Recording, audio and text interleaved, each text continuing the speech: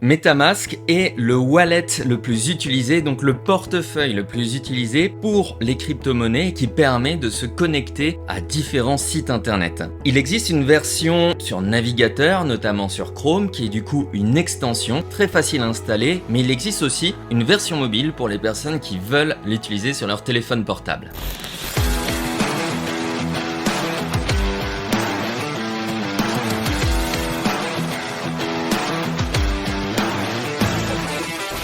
Que vous soyez sur Android ou iPhone, vous pouvez chercher MetaMask directement dans le moteur de recherche et l'installer. Et vous allez pouvoir lier en fait votre compte MetaMask que vous avez sur votre ordinateur directement sur votre mobile et pouvoir du coup faire des opérations dans les transports en commun, peu importe. Voici du coup à quoi ressemble l'interface actuelle du portefeuille de MetaMask. Et comme vous pouvez le voir ici, alors je peux voir mon compte directement. En haut à gauche, je peux naviguer au travers par exemple de l'onglet navigateur pour aller sur des sites internet et me connecter, portefeuille, voir ce que j'ai, activité, suivre ce que j'ai fait et ensuite partager mon adresse publique par exemple pour recevoir de la crypto-monnaie. Ensuite vous avez d'autres informations qui sont tout à fait classiques, qui sont les paramétrages, le service d'assistance qui ne vous répondra absolument pas, le fait de solliciter une fonctionnalité et pourquoi pas verrouiller directement votre MetaMask si vous sentez qu'il y a une problématique que vous êtes en train de vous faire siphonner votre compte. Car oui, c'est une réalité, si vous utilisez MetaMask, il faut faire très attention à ne pas vous connecter à n'importe quel site, car il peut y avoir des failles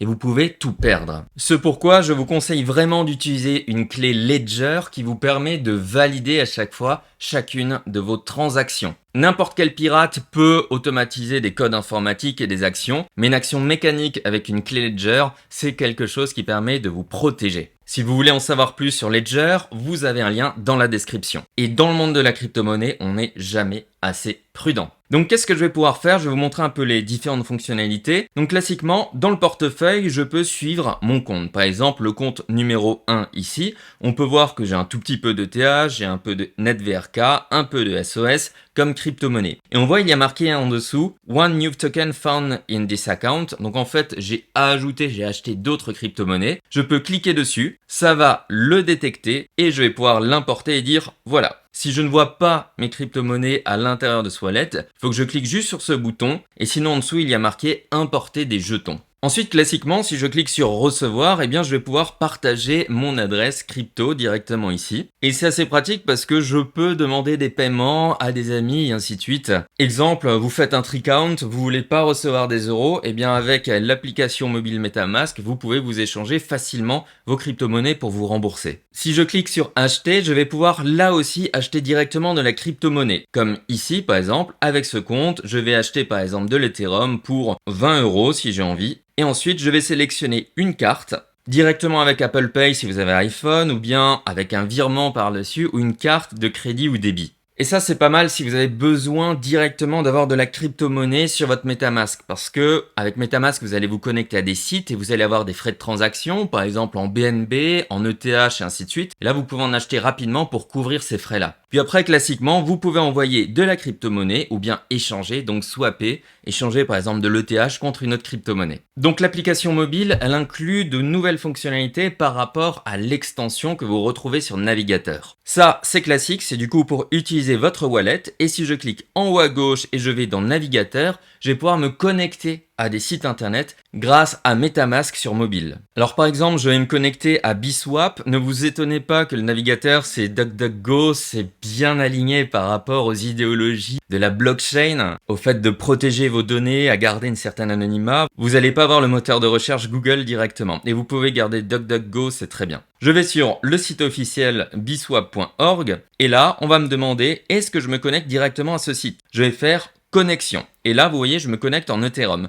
Ensuite, on me notifie, ce site veut changer de réseau parce qu'en fait, ce site-là utilise non pas le réseau Ethereum, mais il utilise le réseau de Binance, BSC, et je clique sur changer de réseau. Et voilà, je suis maintenant connecté à Biswap avec mon MetaMask sur le réseau Binance. Donc le switch se fait automatiquement et ensuite je peux faire mes actions comme je veux, comme si j'étais sur ordinateur. Si maintenant j'ai envie de changer de réseau, je clique en haut à gauche de nouveau sur le menu, puis je vais dans portefeuille et tout en haut il y a marqué Binance Main, c'est-à-dire que je suis connecté pour l'instant au réseau Binance. Je clique dessus et là je peux switcher aller sur Ethereum, Polygon et ainsi de suite. Donc en fait, je peux me connecter à tous les réseaux nécessaires, ou bien si je me connecte directement via navigateur, via cette application MetaMask, eh bien ça va me proposer le switch en automatique. Et voilà, il n'y a pas besoin de plus et vous pouvez bien entendu utiliser différents comptes sur votre MetaMask en lier à d'autres. Je peux cliquer en haut à droite et vous voyez, j'ai différents accounts où je peux en créer des nouveaux et j'aurai à chaque fois une adresse différente. Pourquoi faire ça? Eh bien, vous pouvez avoir un compte principal qui est hyper sécurisé et des fois, si vous avez des doutes sur les sites sur lesquels vous vous connectez, vous créez un autre compte et comme ça, le wallet, le portefeuille, le contenu de crypto-monnaie que vous avez est séparé du premier. Et si vous utilisez une clé Ledger, vous pouvez cliquer sur connecter un portefeuille matériel. Dans ce cas-là, vous avez un système avec un QR code car vous ne pouvez pas brancher directement votre clé sur votre téléphone et vous avez juste à suivre les différentes étapes qui sont affichées.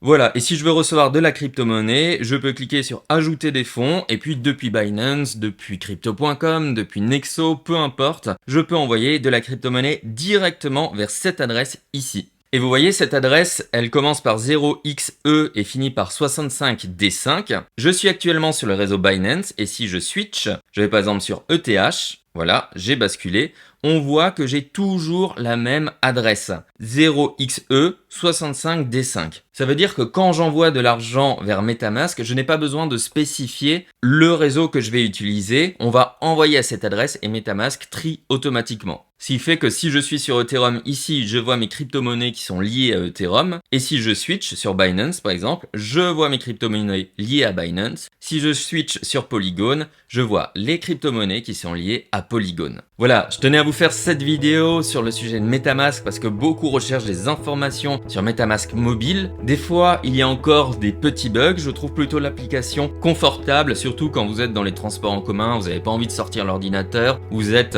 en vacances et vous dites « Ah, il faut que je fasse ça, c'est peut-être le bon moment ». Vous prenez votre téléphone, ça fonctionne bien, c'est pratique. Il y a 2-3 bugs, n'hésitez pas à réactualiser si ça bloque des fois. Et sinon, voilà, je vous souhaite une bonne journée et un bon business. Ciao!